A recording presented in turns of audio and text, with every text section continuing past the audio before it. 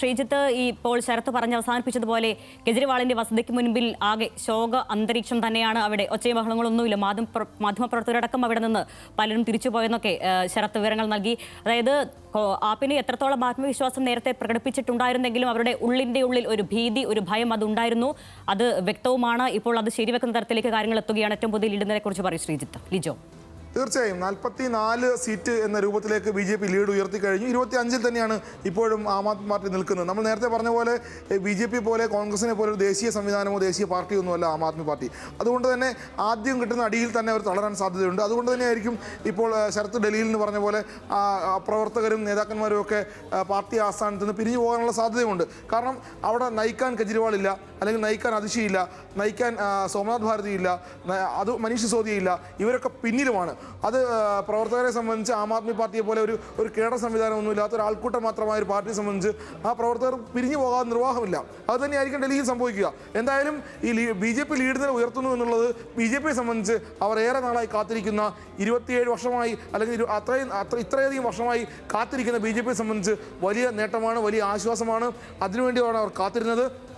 നമ്മൾ രാവിലെ മുതൽ തന്നെ ചർച്ച ചെയ്ത പോലെ BJP വർഷങ്ങളായി അല്ലെങ്കിൽ ഇത്രയും വർഷമായി എടുത്ത രാഷ്ട്രീയ പ്രവർത്തനം, അല്ലെങ്കിൽ ഡൽഹി പിടിക്കാൻ, ഇന്ദ്രപ്രസ്ഥ പിടിക്കാൻ, മോദിയുടെ മൂന്നാം ടൈമിൽ ഇനി അരവിന്ദ് കെജ്രിവാൾ ഡൽഹിയിൽ തുടർന്നാൽ അത് BJPക്കാണ് ഏറ്റവും കൂടുതൽ ക്ഷീണമുണ്ടാക്കുക, അത് അഭിമാനക്ഷതമാകും എന്ന തിരിച്ചറിവ് തന്നെയാണ് BJPയെ കൊണ്ട് വലിയ രൂപത്തിലുള്ള വിവാദങ്ങളിലേക്കും ആരോപണങ്ങളിലേക്കും, ഒരുപക്ഷെ ഡൽഹിയുടെ രാഷ്ട്രീയം ഇതുവരെ കാണാത്ത രൂപത്തിലുള്ള പ്രത്യാരോപണങ്ങളും അരവിന്ദ് കെജ്രിവാളിൻ്റെ രാഷ്ട്രീയ പ്രതിച്ഛായ, അഴിമതി വിരുദ്ധ പ്രതിച്ഛായ, അതടക്കം ആം ആദ്മി ഇമേജ്, ഇതെല്ലാം തകർത്തെറിയാൻ BJPക്ക് കഴിഞ്ഞു എന്ന് തന്നെയാണ് ഇപ്പോൾ നമ്മൾ കാണുന്ന ആദ്യ ഫല സൂചനകൾ നമുക്ക് മനസ്സിലാകുന്നത്. ഈ 44 സീറ്റ് എന്നുള്ളത് ഏതാണ്ട് BJPയുടെ സേഫ് സോൺ തന്നെയായിരിക്കും.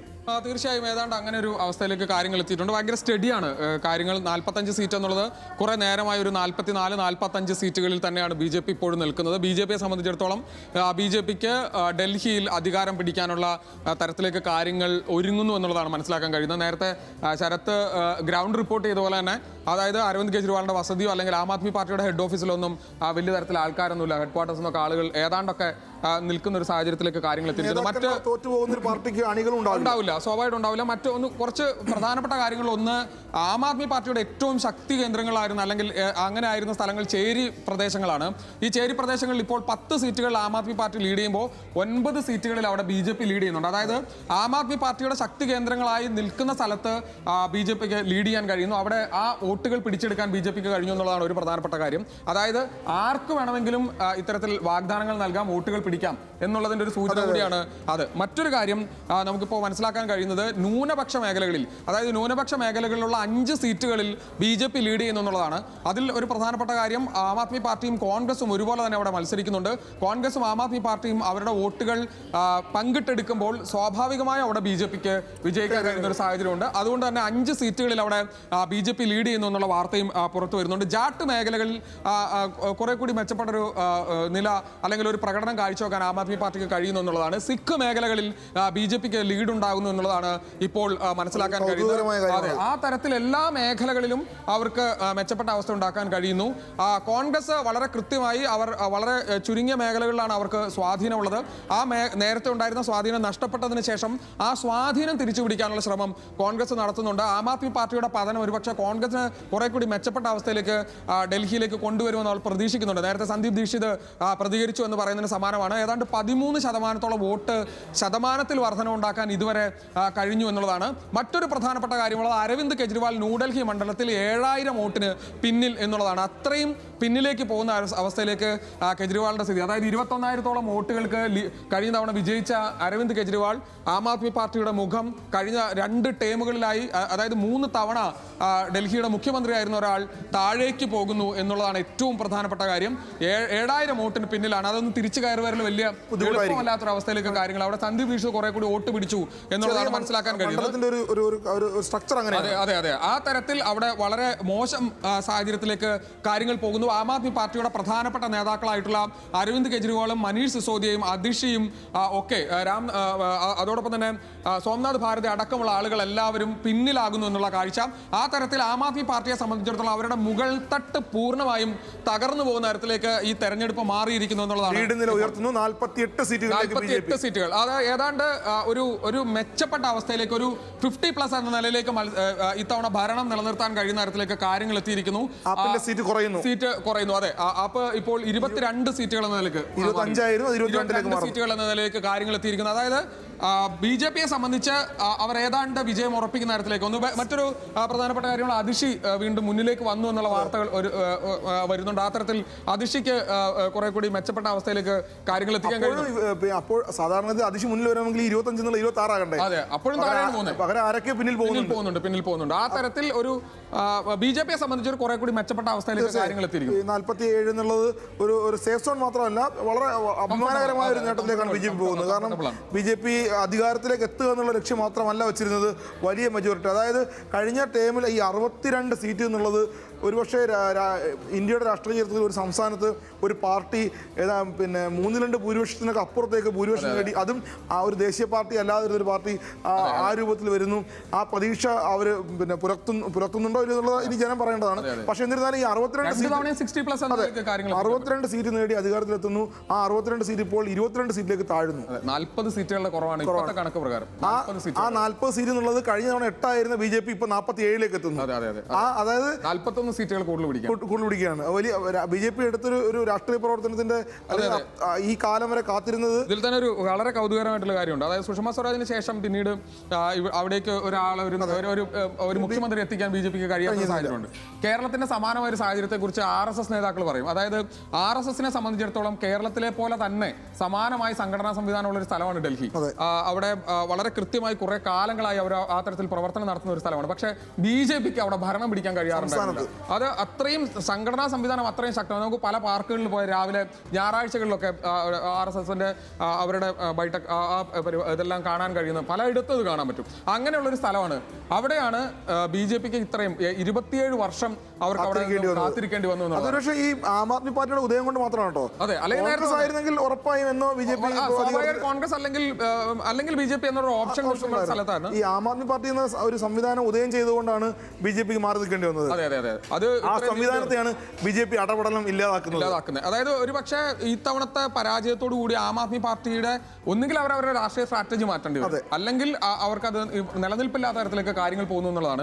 ഒരു പക്ഷേ ഒരു 2013 മുതൽ ഇങ്ങോട്ട് നമ്മൾ പല സമയത്തും ചർച്ച ചെയ്തിട്ടുള്ള ഒരു കാര്യം എന്ന് പറയുന്നത്, ആം ആദ്മി പാർട്ടി എന്നൊരു പുതിയ പാർട്ടി വരുന്നു. ഒരു പക്ഷേ കേരളത്തിലെ ഇന്ത്യയിലെ പരമ്പരാഗത രാഷ്ട്രീയത്തിനൊക്കെ ഒരു മാറ്റം വരാൻ പോകുന്നു എന്നുള്ള ചർച്ചകൾ ഉണ്ടാകുന്നു. ചൂല് ഒരു ചിഹ്നമായി മാറുന്നു. ആം ആദ്മി എന്നുള്ള സാധാരണക്കാരന്റെ പാർട്ടി എന്നുള്ള ഒരു ചിഹ്നം വരുന്നു. ഓട്ടോറിക്ഷ തൊഴിലാളികൾ, തൂപ്പ് തൊഴിലാളികൾ ആയിട്ടുള്ള ആളുകൾക്കൊക്കെ ഒരു പ്രാധാന്യം ലഭിക്കുന്നു. പല സാധാരണക്കാരായ ആളുകൾ മത്സരിക്കുന്നു, വിജയിക്കുന്നു, അവർ MLA-മാരാകുന്നു. ആ തരത്തിൽ ഒരു പുതിയ വീടുകൾ കയറിയുള്ള പ്രചരണം, അങ്ങനെ ഒരു പ്രചാരണമേ ഉണ്ടാവാറില്ല. ഒരു പോസ്റ്റർ പോലും അടിക്കാത്ത സംസ്ഥാനമാണ് ഡൽഹി. അവിടെ വീടുകളിൽ പോയി നോട്ടീസ് കൊടുക്കുന്നു, ലഘുലേഖകൾ കൊടുക്കുന്നു, അവിടെ ഇരുന്ന് സംസാരിക്കുന്നു, അവരോട് അവരുടെ ആവശ്യങ്ങൾ ചോദിക്കുന്നു. കേരളത്തിൽ ഈ ലിജോ ഓർക്കുന്നുണ്ടാവും, കേരളത്തിൽ ഇന്ത്യയിലെമ്പാടും ആം ആദ്മി പാർട്ടി ഉദയം ചെയ്ത ശേഷമുള്ള ഒരു പാർലമെന്റ് തെരഞ്ഞെടുപ്പിൽ കേരളത്തിൽ 20 മണ്ഡലങ്ങളും ആം ആദ്മി പാർട്ടി മത്സരിച്ചു. ആ മത്സരം വലിയ മത്സരമായിരുന്നു. ഇവിടെ കേരളത്തിൽ പുതിയ മാറ്റം വരാൻ പോകുന്നു എന്ന രൂപത്തിൽ വലിയ പ്രചരണമൊക്കെ ഉണ്ടായി. പക്ഷെ പിന്നീട് ആ നേതാക്കന്മാരെ ഒന്നും കണ്ടിട്ടില്ല. അത് വേറെ, അത് ആ രൂപത്തിൽ അവരൊക്കെ പ്രതീക്ഷിച്ചതിന് അപ്പുറം. അത് ഞാൻ ഇപ്പോഴും ഓർക്കുന്നുണ്ട്. പ്രശാന്ത് ഭൂഷൺ ഈ പാർട്ടിയിൽ നിന്ന് പുറത്താകുന്ന ഒരു മീറ്റിംഗ് ഉണ്ട്. അദ്ദേഹം പുറത്തിറങ്ങി വരുന്ന നമ്മൾ അദ്ദേഹത്തിന് ബൈറ്റ് എടുക്കാനൊക്കെ ശ്രമിക്കുന്നു. അതായത് ആശയ വ്യക്തത ഇല്ല എന്ന് അന്ന് തന്നെ പറഞ്ഞിട്ടുള്ള ആളുകളാണ് പ്രശാന്ത് ഭൂഷണെ പോലുള്ള ആളുകൾ. അങ്ങനെയുള്ള ആളുകൾ പറയുക അവിടെ നിന്ന് പുറത്തേക്ക് ഇറങ്ങി പോവുകയും ചെയ്തു. യോഗേന്ദ്ര യാദവ്, അതെ, സമാനമായി 2 പ്രധാനപ്പെട്ട നേതാക്കൾ ഉണ്ടായിരുന്നു. അവർ അവിടെ നിന്ന് 2 പേരും മാറി നിൽക്കുന്ന നമ്മൾ കണ്ടു. പലപ്പോഴും നമ്മൾ വിചാരിച്ചിട്ടുണ്ട് ആം ആദ്മി പാർട്ടിയുടെ ഒരു പ്രധാനപ്പെട്ട നേതാവായിട്ട് പ്രശാന്ത് ഭൂഷണോ ഇവർ ആരെങ്കിലും ഒക്കെ വരുമെന്ന് നമ്മൾ വിചാരിച്ചാണ്. പക്ഷെ ഇവരാരും വരും നമ്മൾ കണ്ടിട്ടില്ല. അന്ന് മുതൽ ഒരു ഓട്ടോക്രാറ്റിക് നിലപാട് സ്വീകരിച്ചുള്ള നേതാവാണ് അരവിന്ദ് കെജ്രിവാൾ എന്നുള്ള ഒരു ആക്ഷേപം അദ്ദേഹം നേരിടുന്നുണ്ട്. അതിന്റെ ഒരു പരിസമാപ്തി എന്ന നിലയിലേക്കാണ് ഇപ്പോൾ കാര്യങ്ങൾ പോകുന്നതെന്നാണ്. പക്ഷേ ഞാൻ വേറെ ഈ ഡൽഹി അല്ലാതെ ഒരു കാര്യം കൂടി ചോദിക്കട്ടെ. ഇത് പഞ്ചാബിലും ഹരിയാനയിലും ഒക്കെ ആപ്പിന്റെ ഒരു രാഷ്ട്രീയത്തെ സ്വാധീനിക്കില്ലേ? തീർച്ചയായും സ്വാധീനിക്കും. ആപ്പ് മുമ്പോട്ട് വെച്ചിട്ടുള്ള ഒരേ ഒരു കാര്യം ഡൽഹി മാതൃകയാണ്. ഡൽഹി മാതൃക എന്ന് പറയുന്നത് സാധാരണക്കാർക്ക് വേണ്ടിയിട്ടുള്ള പാർട്ടി എന്ന ഒന്ന്. രണ്ടാമത്തെ കാര്യം സാധാരണക്കാരായ ആളുകൾക്ക് അവരുടെ ജീവിത സന്ധാരണത്തിനുള്ള കുറെ കൂടി മെച്ചപ്പെട്ട സഹായം ചെയ്യുക എന്നുള്ളതാണ്. അത് വലിയ തോതിലുള്ള കറണ്ട് ബില്ലുള്ള ഒരു സ്ഥലമാണ് ഡൽഹി. വാട്ടർ ബില്ല് ഭയങ്കരമായി വരുന്ന ഒരു സ്ഥലമാണ്. യാത്ര വലിയൊരു പ്രശ്നമാണ്. വീട്ടു വാടക വലിയൊരു പ്രശ്നമാണ്. അവിടെ നല്ല ക്ലിനിക്കുകളില്ല എന്നുള്ളൊരു പ്രശ്നം. അതായത് മൾട്ടി സ്പെഷ്യാലിറ്റി ഹോസ്പിറ്റലുകളൊക്കെ ഉണ്ട്, പക്ഷേ സാധാരണക്കാർക്ക് പോകാനുള്ള ആശുപത്രികളില്ല, സാധാരണക്കാർക്ക് പോകാനുള്ള വിദ്യാഭ്യാസ സൗകര്യങ്ങളില്ല എന്നുള്ള കുറെ കൂടെ ഉത്തരേന്ത്യയിലെ സ്വാഭാവികമായി ഉണ്ടാകുന്ന പ്രശ്നങ്ങൾ ഡൽഹിയിൽ നിന്ന് ക്യാപിറ്റൽ ആയിട്ടുള്ള, അത് കോൺഗ്രസ് 15 വർഷം ഭരിച്ചിട്ടും അല്ലെങ്കിൽ മറ്റാരും ഭരിച്ചിട്ടോ നേടാത്ത കാര്യങ്ങളാണ്. അത്തരം കാര്യങ്ങളിൽ കോൺസെൻട്രേറ്റ് ചെയ്തിട്ടുള്ള ഒരു രാഷ്ട്രീയ പാർട്ടിയാണ്. അതിനപ്പുറത്തേക്ക് ഞാൻ നേരത്തെ പറഞ്ഞ പോലെ തന്നെ ഒരു പ്രത്യയശാസ്ത്ര അടിത്തറ ഇല്ലാതെ മുമ്പോട്ട് പോകുന്ന ഒരു രാഷ്ട്രീയ പാർട്ടിയെ സംബന്ധിച്ച് ഇനി മുമ്പോട്ട് എങ്ങനെ പോകും എന്നുള്ളതാണ്. മറ്റൊന്ന്, അരവിന്ദ് കെജ്രിവാൾ ഒരു ദേശീയ നേതാവ് എന്ന നിലയിൽ ഉയരാനാണ് പലപ്പോഴും ശ്രമിച്ചിട്ടുണ്ടായിരുന്നത്. ആ ദേശീയ നേതാവായി ഉയരുന്നതിന് വേണ്ടി അദ്ദേഹം മുമ്പോട്ട് ഡൽഹിയുടെ സാഹചര്യത്തിൽ അത് നടക്കുമായിരിക്കും, പഞ്ചാബിന്റെ സാഹചര്യത്തിൽ നടക്കുമായിരിക്കും. ഇന്ത്യ ഒട്ടുക്ക്, പ്രത്യേകിച്ച് സൗത്ത് ഇന്ത്യയിൽ അടക്കമുള്ള സ്ഥലങ്ങളിൽ ഇത് ഏത് തരത്തിലാണ് അവർക്ക് ഒരു തരത്തിലുള്ള ഇമ്പാക്ട് ഉണ്ടാക്കാൻ കഴിയാത്ത ഒരു സാഹചര്യം മാറിപ്പോകുന്നു. അതുകൊണ്ട് തന്നെ പലരും ഞങ്ങൾ ആം ആദ്മിയാണ് എന്ന് പറഞ്ഞു വരികയും വോട്ട് ചെയ്യുകയും അവർക്കൊപ്പം നിൽക്കുകയും ചെയ്ത ആളുകൾ പിന്നാക്കം പോയതുകൊണ്ടായിരിക്കുമല്ലോ സ്വാഭാവികമായി ഇത്രയും വ്യത്യാസം ഉണ്ടാകുന്നത്. വളരെ ഒരു താഴ്ന്ന അവസ്ഥയിലേക്ക് ആം ആദ്മി പാർട്ടി മാറുന്നത്. അതുകൊണ്ട് തന്നെ ഇനിയുള്ള ആം ആദ്മി പാർട്ടിയുടെ രാഷ്ട്രീയ ലൈൻ എന്താണെന്ന് അതിനെ ആശ്രയിച്ച് തന്നെയായിരിക്കും ആ പാർട്ടി മുമ്പോട്ട് പോകുക എന്നുള്ളതാണ് എനിക്ക് തോന്നുന്നത്. കോൺഗ്രസ് വളരെ ആത്മാർത്ഥമായി എന്താണ് ഉള്ളിൽ സന്തോഷിക്കുന്നുണ്ടാവും. തീർച്ചയായും ഇത്തവണ ഒരുപക്ഷെ രാഹുൽ ഗാന്ധി കുറെ കൂടി ഈ കാര്യത്തിൽ, അതായത് സഖ്യങ്ങളുമായി മുമ്പോട്ട് പോകാൻ വലിയ തോതിൽ ആഗ്രഹിച്ചിരുന്ന ഒരാളാണ്. ഇത്തവണയും അത് ആഗ്രഹിച്ചിരുന്നു, പക്ഷേ സംസ്ഥാന നേതൃത്വം അതിന് സമ്മതിച്ചില്ല. അതിനുശേഷം അരവിന്ദ് കെജ്രിവാളിനെതിരെ രൂക്ഷമായിട്ടുള്ള പ്രതികരണം അദ്ദേഹത്തിന്റെ ഭാഗത്ത് പലപ്പോഴും തിരിച്ചുമുണ്ടായി. അത് രണ്ടു തരത്തിലും ഉണ്ടായിട്ടുണ്ട്. പക്ഷേ ഇപ്പോൾ ഒരു പക്ഷേ സംസ്ഥാന നേതാക്കൾക്ക് പറഞ്ഞു നിൽക്കാനുള്ള, ദേശീയ ഹൈക്കമാൻഡിനോട് പറഞ്ഞു നിൽക്കാനുള്ള കാര്യങ്ങൾ അവർ ഉണ്ടാക്കി വെച്ചിട്ടുണ്ട്. അതായത് വോട്ടിംഗ് പെർസെൻറ്റേജ്, സീറ്റെണ്ണമല്ല, ഞങ്ങൾ വോട്ടിംഗ് പെർസെൻറ്റേജ് വർദ്ധിപ്പിച്ചിട്ടുണ്ട്, ഇനിയും മുമ്പോട്ട് പോകുമ്പോൾ അത് ഗുണപ്പെടും എന്ന തരത്തിലായിരിക്കും. ഒരുപക്ഷെ 19%, 20% താഴെ കഴിഞ്ഞ ലോക്സഭാ തെരഞ്ഞെടുപ്പിൽ വോട്ടുണ്ടാക്കാൻ കോൺഗ്രസിന് കഴിഞ്ഞിട്ടുണ്ട്. അത്രയുമെങ്കിലും എത്തിയാൽ അവരുടെ ബേസ് വോട്ടിൽ വർധന ഉണ്ടാക്കാൻ കഴിഞ്ഞു എന്നുള്ളത് ഒരു വലിയ പ്രതീക്ഷയാണ്. ആം ആദ്മി പാർട്ടി തകരും തോറും കോൺഗ്രസിന്റെ വോട്ടിംഗ് പെർസെൻറ്റേജ് കൂടും എന്നുള്ള പ്രതീക്ഷയാണ് അവരിനി മുമ്പോട്ട് ആഗ്രഹിച്ചിട്ടുണ്ടാവുക. എന്തായാലും BJP ഈ 49 സീറ്റുകളിലേക്ക് ലീഡ് ഉയർത്തുന്നു എന്നൊരു കാര്യം കൂടി. അതെ, 50 സീറ്റുകളിലേക്ക് BJP ലീഡ് നില ഉയർത്തിയിരിക്കുന്നു. 50 സീറ്റുകൾ BJP നേടിയിരിക്കുന്നു എന്നുള്ളതാണ് ഏറ്റവും ഒടുവിലത്തെ വാർത്ത. 20ലേക്ക് താഴുന്നു. അതെ, 19 20 19 സീറ്റുകളിലേക്ക്. അതായത് 70-ലെ കണക്ക് ഇങ്ങനെയാണ്: 70 സീറ്റുകളിൽ 50 സീറ്റുകളിൽ BJP ലീഡ് ചെയ്യുന്നു, 19 സീറ്റുകളിൽ ആം ആദ്മി പാർട്ടി ലീഡ് ചെയ്യുന്നു, ഒരു സീറ്റിൽ കോൺഗ്രസ് ലീഡ് ചെയ്യുന്നു. അത്തരത്തിൽ BJPയെ സംബന്ധിച്ചിടത്തോളം എക്സിറ്റ് പോളുകൾ ഏതാണ്ട് ശരിവെക്കുന്ന തരത്തിലേക്ക് 45 സീറ്റുകൾക്ക് മുകളിലേക്ക് 50 സീറ്റുകളിലേക്ക് BJP എത്തുന്നു. കഴിഞ്ഞ 2 തവണയും 2015-ലും 2020-ലും ആം ആദ്മി പാർട്ടി എങ്ങനെയാണോ ഡൽഹിയിൽ നേട്ടമുണ്ടാക്കിയത്, അതുപോലെ തന്നെ BJP നേട്ടമുണ്ടാക്കുന്ന തരത്തിലേക്ക് കാര്യങ്ങൾ എത്തിയിരിക്കുന്നു. 50 സീറ്റുകളിലേക്ക് BJP എത്തുന്നു. പാർലമെന്റ് തെരഞ്ഞെടുപ്പിൽ 7 സീറ്റും ജയിച്ചു. 7 സമ്പൂർണ്ണ ജയമായിരുന്നു. അതിന്റെ തുടർച്ചയാണ്. അതെ, അത് 2014-ലും 2020-ലും അല്ല 2019-ലും 2024-ലും അതെ 7 സീറ്റും ജയിച്ചു. ആ 7 സീറ്റും ജയിച്ച് കയ്യിൽ വെച്ചപ്പോഴും സംസ്ഥാനം കിട്ടിയിരുന്നില്ല. ഇത്തവണ ക്ഷീണം തീർത്തു. 50 സീറ്റുകൾ എന്ന് പറഞ്ഞാൽ വലിയ വലിയ മേൽക്കൈയാണ്.